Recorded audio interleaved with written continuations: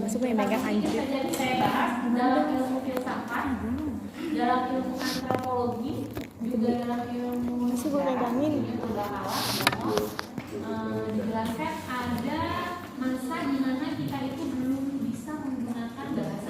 Kalau kalian suka lihat film Descendants, tahu? Oh, ya bu, tahu bu. Yang orang yang kuning tuh. Ini Ya, nih. yang ngomongnya ngomong jangan gantu. Ada namanya The Simpsons. Keluarga Simpson ya. Seru itu tuh zamannya saya kecil. Jadi film jadul, tapi itu membuktikan bahwa adanya masa di mana manusia belum mengenal bahasa, sehingga apa-apa yang digunakan sebagai alat komunikasi gerakan tubuh. Makanya ketika pertemuan kemarin sudah dibahas bahwa bahasa itu tidak harus dibentuk dalam Nanti dia ngomongnya apa, kata keriput, kata, berbentuk isyarat, berbentuk lambang. Tapi sampai ke jiwa sendiri itu bahasa kan, yang tidak dibentuk tapi seolah berbicara, itulah bahasa. Sama dengan ada zaman sebelum lahirnya bahasa, berarti apa dong Bu? Dia menggunakan isyarat. Kenapa di pramuka ada Morse? Ya, yang A, B yang seperti ya. Nah, apapun itu tuh apa sih? Itu nggak semata-mata nggak ada artinya, ada artinya. Berarti dulu itu digunakan. Sehingga sekarang itu masih digunakan, tapi di bidang-bidang yang memang keterkaitannya dengan alam mungkin, yang memang keterkaitannya terbatas dengan keluarga waktu gitu. Biasanya digunakan di pra-pra yang memang itu tidak bisa diartikan secara gamblang artinya, gitu ya. Balik lagi, jadi bahasa itu sebelum lahir nggak ada bahasa, yes. Tapi bahasa lahir sejak kapan? Kalau secara sejarahnya mah panjang. Bahasa Indonesia itu lahir sejak 1928. Sejak 28 itu ditandai dengan Sumpah Pemuda. Itu lahir. Coba lihat deh PPT-nya. Nah, bahasa Indonesia itu lahir pada tanggal 28 Oktober 1928. Ditandai dengan adanya Sumpah Pemuda. Coba isinya gimana? Bahasanya sudah poetra atau poetra? Poetri. Jelas bahwa Malaysia dengan Indonesia itu satu rumpun. Dulunya kan Indonesia kan telat merdekanya 1945. Sebelum merdeka mungkin ini teh Malaysia juga, ini teh Singapura juga, ini teh Australia juga. Kan perbatasannya Australia dengan Aceh, perbatasannya Malaysia dengan Kalimantan, perbatasannya Singapura dengan Surabaya. Jadi memang letaknya itu kita dikelilingi dengan negara-negara. Apa sih yang membedakan negara kita dengan negara lain adalah sebuah aturan. Kayak ada cerita di Kalimantan itu buka pintu belakang rumahnya itu dari Malaysia. Iya. Di perbatasannya itu seperti berarti kenapa? Berarti bisa diartikan bahwa negara itu hanya sebuah lambang atau tanda. Nih tanda negara gue itu cuma sampai sini. Berarti lewatin ini lo udah masuk negara gue. Tapi kalau bahasanya, budayanya itu bisa saja atau mungkin saja itu dulunya satu nenek moyang gitu. Jadi membedakannya apa? Aturan kan? Negara itu aturan ya. Negara ini punya aturan X, negara ini itu kan politik. Tapi kalau kita berbicara bahasa itu harus kita tanggalkan, harus kita pisahkan, harus kita lepaskan. Karena bahasa itu menyeluruh, tidak bisa diikat oleh aturan. Maka ada bahasa-bahasa yang memang sebelum diresmikan itu bahasanya itu bahasa aneh gitu. Padahal bukan bahasa aneh, itu Melayu. Yang sekarang masih digunakan adalah bahasa Malaysia. Mungkin yang punya negara Malaysia itu dulunya memang bahasa Malaysia ada di Indonesia juga, tapi diemnya di Malaysia. Makanya perbatasannya dan bahasanya yang Malaysia itu memiliki dengan bahasa Melayu. Sedangkan bahasa Indonesia mungkin pada saat itu orang-orang yang pintarnya itu nggak pintar bahasa Melayu, mungkin pintar bahasa apalah gitu kan, sehingga mengambil bahasa yang beda lagi, yaitu bahasa Indonesia. Tapi Indonesia sama Melayu itu juga nggak beda jauh ya, hanya bedanya pakai ke gitu doang, hanya bedanya pakai ke. Nah jadi kalau ada pertanyaan kapan ya bahasa Indonesia lahir, Sumpah Pemuda itu kata-katanya ada. berbangsa satu, bangsa Indonesia. Kami poet Indonesia menjunjung bahasa persatuan, bahasa. So dengan kata lain, bahasa Indonesia merupakan bahasa persatuan. Apa itu artinya? Karena digerakkan Ya secara persatuan aja Bu. Aku pacarnya orang Sunda, akunya orang Jawa. Ketika berbicara ngomongnya apa, Jawa atau Sunda? Indonesia. Itu namanya bahasa persatuan. Jadi bahasa yang memang menyatukan dari berbagai macam daerah ya, bahasa daerah. Dan untungnya Indonesia itu memang banyak bahasa. Cuma Indonesia loh bahasanya banyak. Kalau negara lain enggak, ya itu gitu. Itu uniknya bahasa Indonesia. Sama dengan katanya jumlah hantu ya. Jenis hantu terbanyak di mana? Indonesia.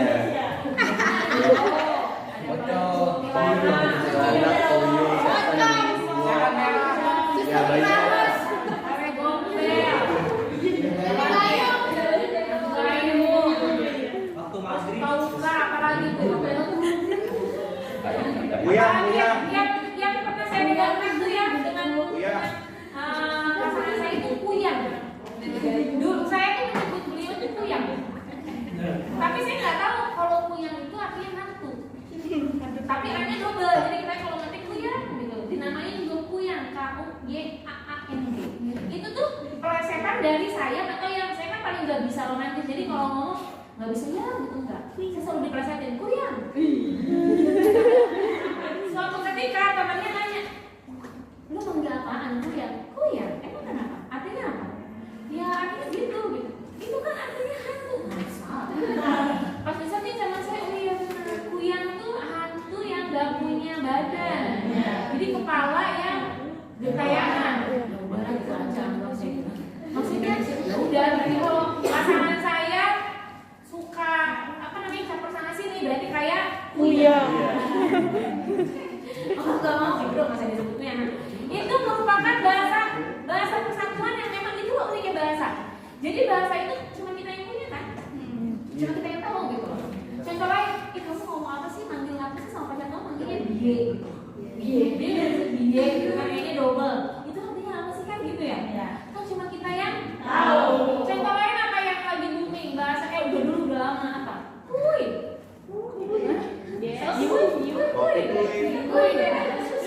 Slow aja slow kan penting. Kalau slow kan memang ada dari bahasa asing. Tapi kalau kuy coba. Tapi sebenarnya kuy itu kalau negatifnya artinya kuy itu kayak ngambilin perempuan, ngambilin perempuan. Tapi kalau kuy. Tapi kalau kuy satu, ayo pergi. Tapi kalau kuy itu tuh ngebecandain perempuan. Jadi perempuan lewat kuy. Itu cuma orang Indonesia, maksudnya hanya sekelompok orang yang tahu, ya kan? Contoh lain apa? Bokil itu apa nih? Bisa pacar, bisa istri ya? Nah. Tapi kan hanya orang daerah tertentu yang tahu bokil gue. Kan bokil itu apa? Ternyata kalau orang yang belum punya kesepakatan, itu kan artinya aneh ya? Kamu harus bisa menyimpulkan. Ternyata bahasa itu bersifat arbiter. What is the meaning of arbiter? Saya bisa sariawan. Mungkin ngomongnya agak gimana? Lidah kan? Jadi arbiter, what is the meaning of arbiter? Arbiter itu adalah mana suka. Tahu mana suka? Suka-suka aja gitu. Tapi kalau dalam keilmuan bahasa namanya arbiter. Arbiter itu mana suka gue, gitu kan? Suka gue kayak gitu. Itu sama dengan bahasa. Jadi kalau ada pertanyaan, bahasa itu berarti tidak punya kepastian. Oh no, justru bahasa itu pasti. Kan bahasa itu sebuah kesepakatan kan? Saya sepakati, kita sepakat bahwa kita menjalin hubungan. Sepakat nggak? Sepakat. Mau itu bilangnya jalan, gue udah jalan lama. Kan kalau orang yang nggak tahu jalan lama maksudnya. Tapi kan jalan di sini kesepakatannya apa? Jalan itu pacaran, misalnya berhubungan. Kan kayaknya kita juga gimana ya, dia tuh udah lama pacaran gitu. Tapi kalau gue udah jalan lama sama dia, jalan itu kan artinya dasarnya jalan. Tapi disepakati bahwa jalan itu pacaran. Itu adalah bahasa. Maka kalau ada yang bilang bahasa itu arbiter, betul, mana suka. Tapi bahasa emang nggak resmi, nggak pasti kata siapa. Justru bahasa itu memiliki fungsi sebagai Sebuah kesepakatan. Jangan jauh-jauh. Anak kecil kepada ibu bapaknya itu kan sebuah kesepakatan. Mama, bunda, itu kan kesepakatan. Ketika disepakati bunda, dia manggil mama pasti nggak akan nengok. Karena kesepakatannya bunda. Itu kan, makanya anak-anak kecil tuh kelihatan banget kalau yang punya bahasa baru. Jadi kalau untuk meneliti nih adik-adik, meneliti bahasa itu dari anak kecil aja. Kenapa? Karena kesepakatan awalnya apa, kadang dia dapat yang lain, itu dia cepet gitu maksudnya. Karena bahasa itu sebuah kesepakatan. Contoh lain, anak kecil suka dipanggil dede, ya, atau nama, itu kan juga sebuah kesepakatan. Hanya ketika beranjak dewasa dia menentukan harus dipanggil apa. Walau kadang kita suka sebel ya, namanya apa dipanggilnya kadang suka yang kalau teman-teman di sekolah kan awalnya aja misalkan Muhammad Faisal, sedangkan Muhammad itu banyak, ada Muhammad Faisal, Muhammad Ramdan. Kalau mau dipanggil Muhammad ya kan? Nah, jadi pentingnya bahasa untuk sebuah kesepakatan itu ya kesepakatan atau melabeli lah ya, bisa dibilang melabeli. Ya, jadi kembali lagi bahwa ternyata bahasa Indonesia itu mungkin ya sejarahnya merupakan bahasa Melayu ya, namanya juga bahasa Indonesia itu udah sejarahnya bahasa Melayu. Hanya ketika merdeka namanya negara Indonesia maka bahasanya disebut dengan bahasa Indonesia. Padahal Melayu itu sama-sama aja. Ya. Lanjut. Lahirnya jangan lupa ya tanggal 20 Oktober 1928 ditandai dengan Sumpah Pemuda. Ada 4 faktor yang menyebabkan bahasa Melayu diangkat menjadi bahasa Indonesia. Ada spinoz, jadi saya ngajarnya enak sebentar. Betulkah bahasa kenapa ya negara Indonesia memilih bahasa Melayu sebagai bahasanya untuk diserang? Karena adik-adik bahasa Melayu yang gampang, yang arbiter. Sekali lagi kuncinya apa arbiter? Nanti kalau ada pertanyaan nih, kenapa bahasa Indonesia memilih bahasa Melayu? Apa persamaan bahasa Melayu dengan bahasa Indonesia? Sama-sama memiliki rumpun arbiter. Participant of arbiter itu apa? Mana, suka. Kita perhatikan Indonesia itu antara bahasa Inggris dan bahasa Indonesia. Udah kan? Yang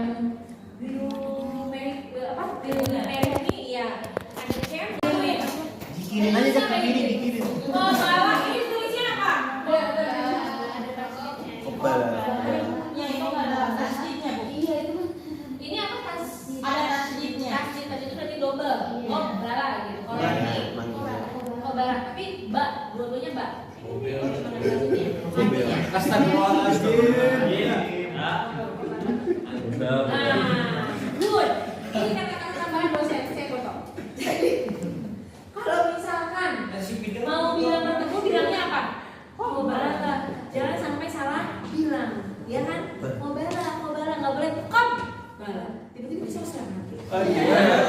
Mencium bau. Mencium kan? Ya. Betul. Berarti dengan kata lain, seperti ini pun nggak boleh dibercandain ya? Boleh nggak? Sekali lagi, ini artinya boleh dibercandain nggak? Nggak boleh. Kenapa? Ternyata kalau dalam bahasa selain bahasa Indonesia dan Melayu, ini tuh mengandung artinya yang sangat berbeda banget gitu loh. Bakalan jadi masalah guys. Sama dengan yang tadi sebenarnya ini, ya. Ada kata itu namun tapi memang pakai kok gitu ya. Kalau misalkan kita yang mau sok-sokan, nggak bilang makan tapi mau pakai apa kutip di atasnya, kan udah pastinya ain. Artinya sudah sangat berbeda. Tapi kalau untuk orang Indonesia menggunakan bahasa seenaknya, mereka boleh. Kayak tadi saya bilang nih, kalau malam saya suka gitu, kalau lagi di telepon malam udah ngantuk nih. Assalamualaikum, gitu kan ngomong anak-anak. Kan itu nggak boleh ya? Harusnya ada anak. Itu kan ain. Nanti ketawa dianya gitu. Nah kenapa? Karena ya bikin suka saya. Kenapa? Karena artinya mau ada apa dengan ada anak itu sama. Tapi mungkin hanya beda rasa aja gitu. Kalau nggak kan halonya ada apa? Itu kan ada haknya. Halo, ada apa? Itu kan ada haknya. Halo dengan halo sama nggak? Beda. Tapi artinya sama nggak? Halo aja sama kan? Ada apa? Kan ada apa dengan ada apa? Jadi kalau orang Indonesia itu makanya kebanyakan bawahnya banyak pakai perasaan, betul. Makanya nih ya guys, kalau mau nggak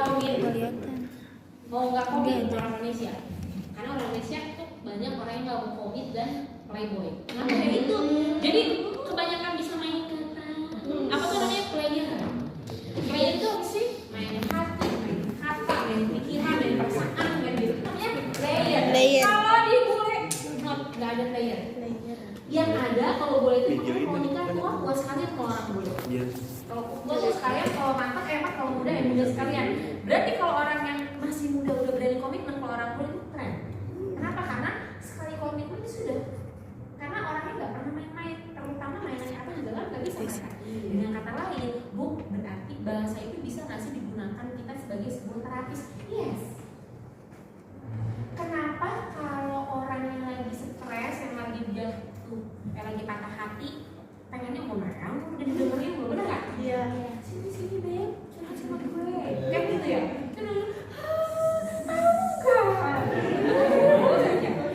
Kan kalau udah ngomong tahu enggak, selesai enak nggak? Iya. Udah bisa ketawa terus ya? Iya. Bisa.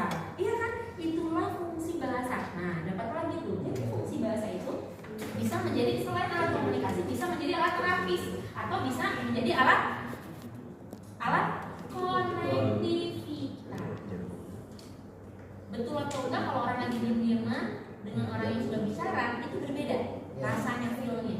Iya kan? Kalau diam-diaman kayaknya slow. Kelihatannya di pagi hari kalau lagi berantem sama pacarnya malam, paginya masih belum ngomong itu kusut. Semuanya diam, senggol, bacok. Kalau saya ciri-ciri gitu, kalau pagi lagi bad mood, saya udah ngomong ke anak saya. Baju ini saya siapin jangan banyak nanya. Maksudnya nanya ya kan, oh dia udah tahu mau gunanya lagi guring-guringan. Tapi kalau enggak biasa, dia sambil nyanyi, pakai kerudung nyanyi. Kenapa? Karena bahasa itu memang fungsi yang ketiga, bisa menjadikan alat sebagai alat ekspresi. Betul nggak? Betul nggak? Apakah bahasa menjadi alat ekspresi? Yes. Kamu suka ungkapkan dengan bahasa.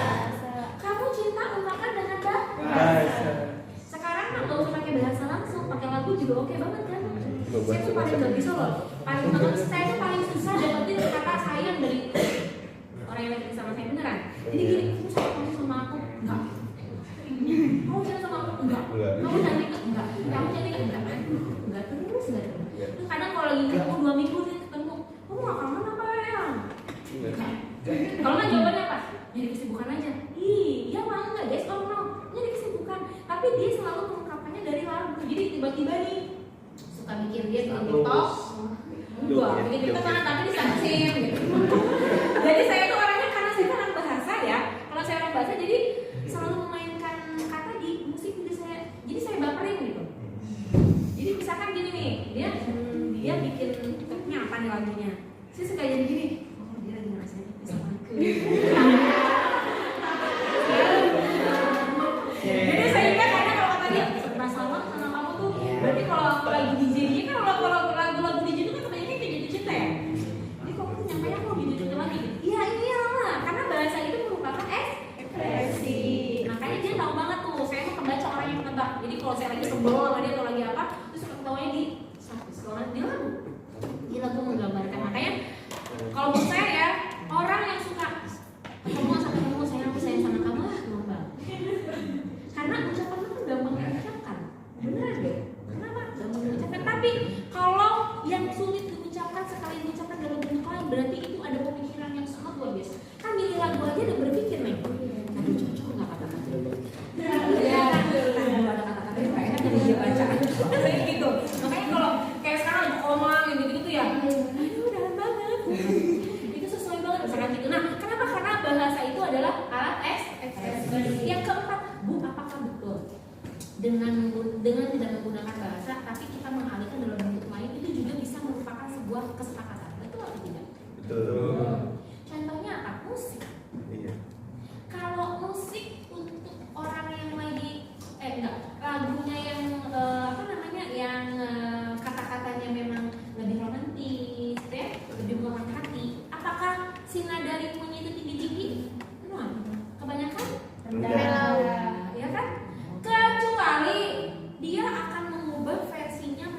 versi yang lain. Contoh saya lagi suka lagunya Rungkan yang dinyanyiin sama Indonesian Idol tuh sama.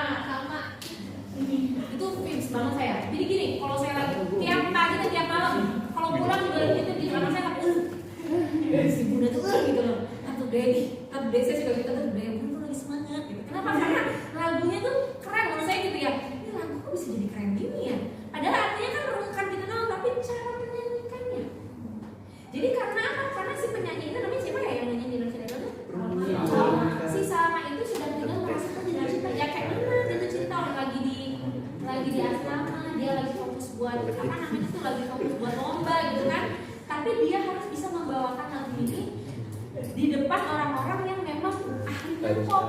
Jadi dia harus bisa keluar dari jalur itu. Maka fungsi yang terakhir dari bahasa adalah bahasa bisa dijadikan alat nyanyi. Komunikasi. Itu ada sudah bisa saya bahas di mana? Di pertama awal ya kan? Gimana calon mertua yang antara yang udah jadi PLN sama yang belum gitu kan? Kenapa lebih jatuh cinta sama yang biasa aja walaupun nggak mungkin, tapi bahasanya tentunya bagus. Contoh lainnya itu bisa buat jadi ajang penilaian. Ketika satu bahasa Rungkan itu artinya sebenarnya kasar loh. Rungkan ya kalau kata Sunda apa? Apa? Gajren. Ya, apalagi ada bahasa itu namanya? Jreng. Nah, rujin. Jadi Rungkan kan rujin. Kan gak mungkin rujin. Jadi saya bilang, ya Rungkan itu kan sebenarnya rujin kan. Tapi bisa, saya aja sebenarnya sukanya cintanya tuh sama kata Rungkan yang digituin di Rungkan gitu. Jadi saya kalau lagi kan suka gitu, suka sampai ketawa kan saya gini. Udah bisa aja ini itu depresi deh. Kenapa? Karena saya mau ngasih tahu bahwa Rungkan itu sebenarnya artinya konotasinya jelek ya. Tapi karena dibawakan dengan hati yang jadi gini, si lagu Rungkan yang nyanyi sama itu mengajak untuk nggak usah pusing deh lo gitu loh. Lo lagi nggak enak kan hatinya misalnya gitu kan. Jangan mikirin cinta aja deh, cinta tuh dibawain flow aja gitu. Jalan aja, jadi gitu loh kan jadi sama-sama. Ketimbang dengan lagu Rungkan yang memang lagunya serius. Kan jadi seolah si pendengar dibawa ke serius kan, jadi mendalam, jadinya sedih gitu. Tapi berhasil dikeluarkan dari zona itu kenapa? Karena bahasa itu punya fungsi ternyata bisa cara orang melakukan gini deh, jangan jauh-jauh ke lagu. Kalau kamu lagi teleponan gitu, suka nadanya suka beda-beda nggak? Beda. Iya kan?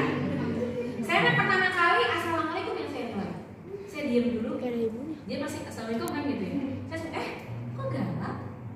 Belum tidur. Ini jangan gitu aku. Nah dari situ juga udah bisa dijelasin, udah bisa menilai saya. Oh dia mungkin baru tidur. Jadi nyawanya belum. Tapi kadang kalau yang galak itu apaan sih yang buat nonton baik-baik juga kan gitu ya. Tapi kalau lagi biasa juga kan assalamualaikum gitu kan bagaimana? Itu kan dari situ tidak ada penilaian ya. Oh gitu. Kalau enggak dari bilang apa? Iya. Nah boleh nggak yang nanti begini? Iya. Oh iya gitu. Tapi kalau misalkan yang enak banget dia tuh ngomongnya, ini boleh nggak ya? Iya. Oke. Bedain dengan saya cuma iya. Oh iya sih. Kalau ada apa nih gitu kan? Ya. Tapi kalau udah lagi, oh iya lagi boleh bangga. Terserah. Oh berarti enggak. Kalau saya di Indonesia karena gini, kalau nadanya udah iya, iya sih boleh katanya. Iya. Kok gitu? Terserah. Oh ya udah berarti saya mau melakukan itu. Tapi kalau misalnya dari awal udah, ya boleh banget. Iya. Oke. Langsung oke nggak nanya lagi. Oh iya. Enggak, tapi udah. Kenapa? Karena dari bahasa sudah bisa dinilai. Oh, psikis orang tuh gini. Makanya yang player tuh bisa gitu. Bisa mainin bahasa, baik dari nada maupun dari kata. Nah, kenapa misalnya manggilin player? Yang ada keceplosan. Saya kan selalu gitu. Apa dong? LPG. Iya, itu LPG. Itu ya kalau nggak gitu, yang ngomong ada lomba lagi di fakultas apa lomba apa? Itu tuh MTQ. Ikut IU gitu. Bener siapa MTQ? Gitu ya. Oke, lanjut. Tutorial itu apa? Sorry ya sih kalau Kita makan manis kan? Kita makan manis. Nah, yang fotokopi guys. Kalian menjadi mahasiswa harus bisa protes kopinya.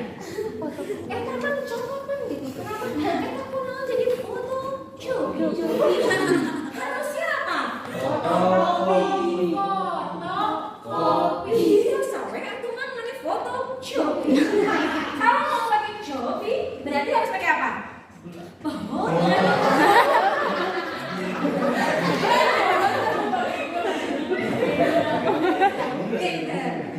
Coba searching deh, itu benar nggak? Foto itu kalau aslinya apa? Foto. Iya, jadi kalau mau pakai copi bang, ganti itu kalau mau pakai copi, berarti harus pakai foto. Jadi saya juga kalau emang ini tokonya toko foto copi. Jadi saya bakal tulisannya gitu. Salah. Harusnya apa? Foto. Biasa aja, coba deh lihat di ini. Foto atau foto? Foto. Ya kan? Foto. Tapi bukan copi, tetapi kopi. Foto kopi. Itu yang benar. Kasih tahu sih emang fotokopinya. Tapi juga kamu jangan jadi gitu. Tahu nggak? Antri yuk kemana? Ke tukang foto. Salah, bukan fotokopi tapi apa? Foto. Pakai F. Fotokopi. Tapi ganti jadi foto copi. Itu ya. Itu harus diperbaiki tuh. Perbaiki. Itu tuh kesalahan yang udah jadi umum banget gitu loh. Jadi seolah benar padahal salah itu. Nah, nanti soal UAS kayak gitu guys. Soal UAS kayak gitu. Ada beberapa kata yang kacau. Anda bisa membetulkan mana yang benar dan real. Mana yang benar ya? Karena apa? Karena sudah menjadi kesalahan secara umum. Jadi seolah benar aja kan? Ya, seolah benar aja. Enggak bisa.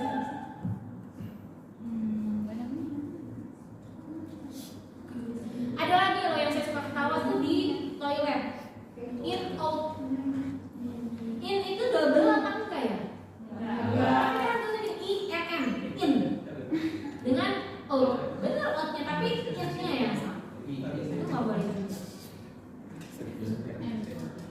Banyak lah ini yang kesalahan yang nanti kalian pelajari aja ya. Sok, dari contoh yang saya kasih problematika bahasa Indonesia, ada yang tidak mengerti atau ada yang kita bahas, silakan. Dari problematika bahasa Indonesia sampai bawah, silakan Anda cermati. Ada bentukan kata yang kalian kurang paham atau kita diskusikan, silakan.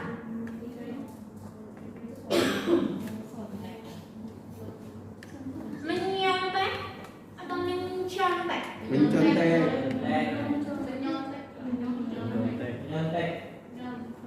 Mengkontak, kontakkan.